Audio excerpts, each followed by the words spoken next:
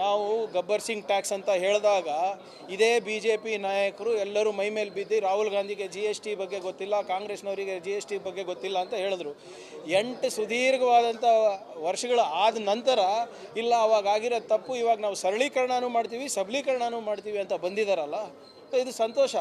ಆದರೆ ಇದು ಎಷ್ಟು ಮಟ್ಟಕ್ಕೆ ಉದ್ಯೋಗ ಸೃಷ್ಟಿ ಮಾಡುತ್ತೆ, ಎಷ್ಟು ಮಟ್ಟಕ್ಕೆ ನಮ್ಮ ಆರ್ಥಿಕ ವ್ಯವಸ್ಥೆ ಸುಧಾರಣೆ ಮಾಡುತ್ತೆ ಅಂತ ನೋಡೋಣ.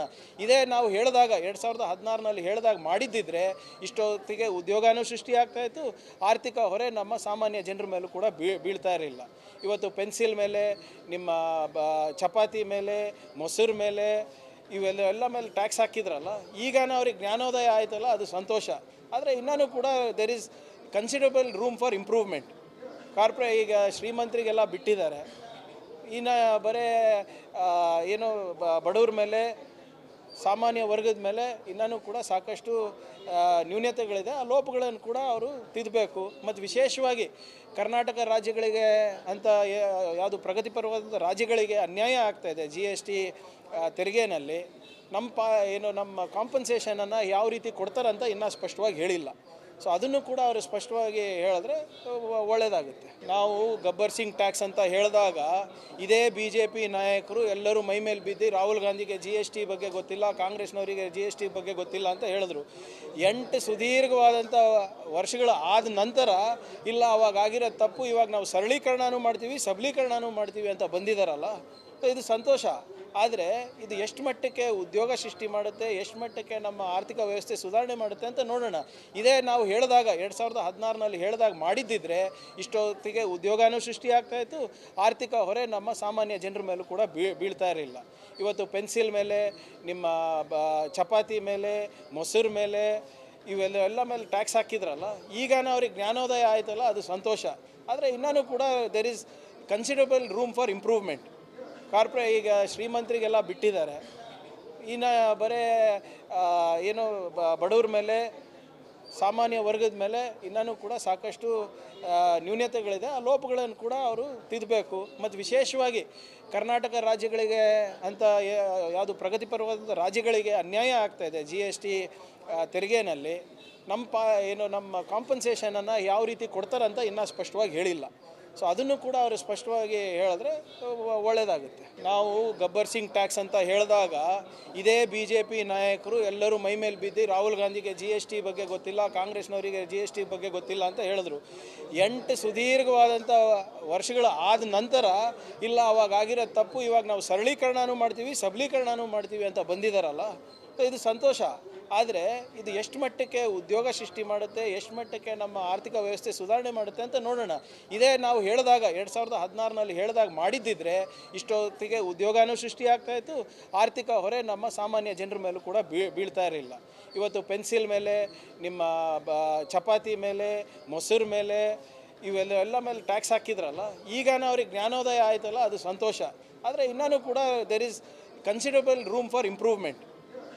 ಈಗ ಶ್ರೀಮಂತರಿಗೆಲ್ಲ ಬಿಟ್ಟಿದ್ದಾರೆ, ಇನ್ನು ಬರೀ ಏನು ಬಡವ್ರ ಮೇಲೆ, ಸಾಮಾನ್ಯ ವರ್ಗದ ಮೇಲೆ ಇನ್ನೂ ಕೂಡ ಸಾಕಷ್ಟು ನ್ಯೂನತೆಗಳಿದೆ. ಆ ಲೋಪಗಳನ್ನು ಕೂಡ ಅವರು ತಿದ್ದಬೇಕು. ಮತ್ತು ವಿಶೇಷವಾಗಿ ಕರ್ನಾಟಕ ರಾಜ್ಯಗಳಿಗೆ ಅಂತ ಯಾವುದು ಪ್ರಗತಿಪರವಾದ ರಾಜ್ಯಗಳಿಗೆ ಅನ್ಯಾಯ ಆಗ್ತಾಯಿದೆ GST ತೆರಿಗೆನಲ್ಲಿ.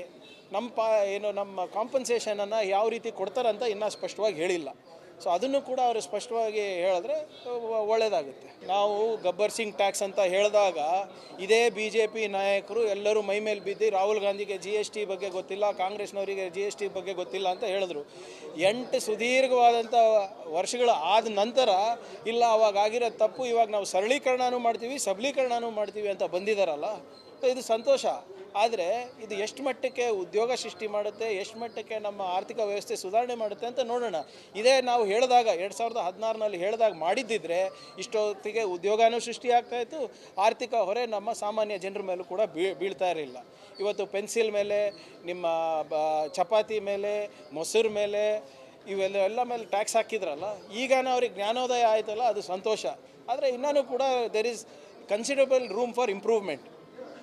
ಈಗ ಶ್ರೀಮಂತರಿಗೆಲ್ಲ ಬಿಟ್ಟಿದ್ದಾರೆ, ಇನ್ನು ಬರೀ ಏನು ಬಡವ್ರ ಮೇಲೆ, ಸಾಮಾನ್ಯ ವರ್ಗದ ಮೇಲೆ ಇನ್ನೂ ಕೂಡ ಸಾಕಷ್ಟು ನ್ಯೂನತೆಗಳಿದೆ. ಆ ಲೋಪಗಳನ್ನು ಕೂಡ ಅವರು ತಿದ್ದಬೇಕು. ಮತ್ತು ವಿಶೇಷವಾಗಿ ಕರ್ನಾಟಕ ರಾಜ್ಯಗಳಿಗೆ ಅಂತ ಯಾವುದು ಪ್ರಗತಿಪರವಾದ ರಾಜ್ಯಗಳಿಗೆ ಅನ್ಯಾಯ ಆಗ್ತಾಯಿದೆ GST ತೆರಿಗೆನಲ್ಲಿ. ನಮ್ಮ ಕಾಂಪನ್ಸೇಷನನ್ನು ಯಾವ ರೀತಿ ಕೊಡ್ತಾರಂತ ಇನ್ನೂ ಸ್ಪಷ್ಟವಾಗಿ ಹೇಳಿಲ್ಲ.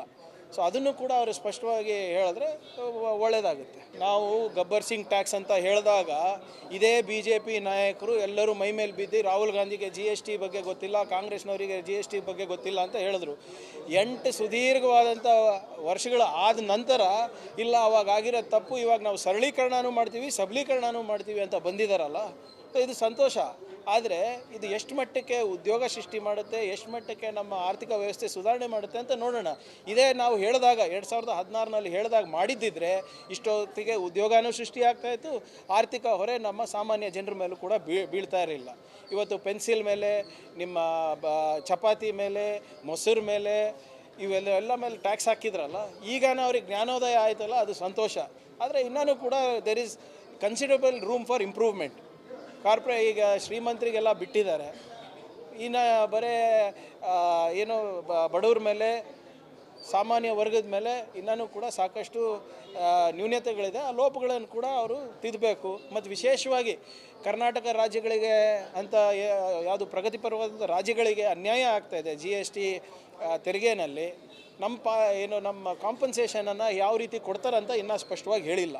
ಸೊ ಅದನ್ನು ಕೂಡ ಅವರು ಸ್ಪಷ್ಟವಾಗಿ ಹೇಳಿದ್ರೆ ಒಳ್ಳೆಯದಾಗುತ್ತೆ. ನಾವು ಗಬ್ಬರ್ ಸಿಂಗ್ ಟ್ಯಾಕ್ಸ್ ಅಂತ ಹೇಳಿದಾಗ ಇದೇ BJP ನಾಯಕರು ಎಲ್ಲರೂ ಮೈಮೇಲೆ ಬಿದ್ದು ರಾಹುಲ್ ಗಾಂಧಿಗೆ GST ಬಗ್ಗೆ ಗೊತ್ತಿಲ್ಲ, ಕಾಂಗ್ರೆಸ್ನವರಿಗೆ GST ಬಗ್ಗೆ ಗೊತ್ತಿಲ್ಲ ಅಂತ ಹೇಳಿದ್ರು. 8 ಸುದೀರ್ಘವಾದಂಥ ವರ್ಷಗಳ ಆದ ನಂತರ ಇಲ್ಲ ಅವಾಗ ಆಗಿರೋ ತಪ್ಪು ಇವಾಗ ನಾವು ಸರಳೀಕರಣನೂ ಮಾಡ್ತೀವಿ, ಸಬಲೀಕರಣನೂ ಮಾಡ್ತೀವಿ ಅಂತ ಬಂದಿದ್ದಾರಲ್ಲ, ಇದು ಸಂತೋಷ. ಆದರೆ ಇದು ಎಷ್ಟು ಮಟ್ಟಕ್ಕೆ ಉದ್ಯೋಗ ಸೃಷ್ಟಿ ಮಾಡುತ್ತೆ, ಎಷ್ಟು ಮಟ್ಟಕ್ಕೆ ನಮ್ಮ ಆರ್ಥಿಕ ವ್ಯವಸ್ಥೆ ಸುಧಾರಣೆ ಮಾಡುತ್ತೆ ಅಂತ ನೋಡೋಣ. ಇದೇ ನಾವು ಹೇಳಿದಾಗ 2016ರಲ್ಲಿ ಹೇಳಿದಾಗ ಮಾಡಿದ್ದಿದ್ರೆ ಇಷ್ಟೊತ್ತಿಗೆ ಉದ್ಯೋಗನೂ ಸೃಷ್ಟಿಯಾಗ್ತಾಯಿತ್ತು, ಆರ್ಥಿಕ ಹೊರೆ ನಮ್ಮ ಸಾಮಾನ್ಯ ಜನರ ಮೇಲೂ ಕೂಡ ಬೀಳ್ತಾ ಇರಲಿಲ್ಲ. ಇವತ್ತು ಪೆನ್ಸಿಲ್ ಮೇಲೆ, ನಿಮ್ಮ ಚಪಾತಿ ಮೇಲೆ, ಮೊಸರು ಮೇಲೆ, ಇವೆಲ್ಲ ಮೇಲೆ ಟ್ಯಾಕ್ಸ್ ಹಾಕಿದ್ರಲ್ಲ, ಈಗಾನ ಅವ್ರಿಗೆ ಜ್ಞಾನೋದಯ ಆಯ್ತಲ್ಲ, ಅದು ಸಂತೋಷ. ಆದರೆ ಇನ್ನೂ ಕೂಡ there is considerable room for improvement. ಈಗ ಶ್ರೀಮಂತರಿಗೆಲ್ಲ ಬಿಟ್ಟಿದ್ದಾರೆ. ಇನ್ನು ಬರೀ ಏನು ಬಡವ್ರ ಮೇಲೆ, ಸಾಮಾನ್ಯ ವರ್ಗದ ಮೇಲೆ ಇನ್ನೂ ಕೂಡ ಸಾಕಷ್ಟು ನ್ಯೂನತೆಗಳಿದೆ. ಆ ಲೋಪಗಳನ್ನು ಕೂಡ ಅವರು ತಿದ್ದಬೇಕು. ಮತ್ತು ವಿಶೇಷವಾಗಿ ಕರ್ನಾಟಕ ರಾಜ್ಯಗಳಿಗೆ ಅಂತ ಯಾವುದು ಪ್ರಗತಿಪರವಾದ ರಾಜ್ಯಗಳಿಗೆ ಅನ್ಯಾಯ ಆಗ್ತಾಯಿದೆ GST ತೆರಿಗೆನಲ್ಲಿ. ನಮ್ಮ ಕಾಂಪನ್ಸೇಷನನ್ನು ಯಾವ ರೀತಿ ಕೊಡ್ತಾರಂತ ಇನ್ನೂ ಸ್ಪಷ್ಟವಾಗಿ ಹೇಳಿಲ್ಲ. ಸೊ ಅದನ್ನು ಕೂಡ ಅವರು ಸ್ಪಷ್ಟವಾಗಿ ಹೇಳಿದ್ರೆ ಒಳ್ಳೆಯದಾಗುತ್ತೆ.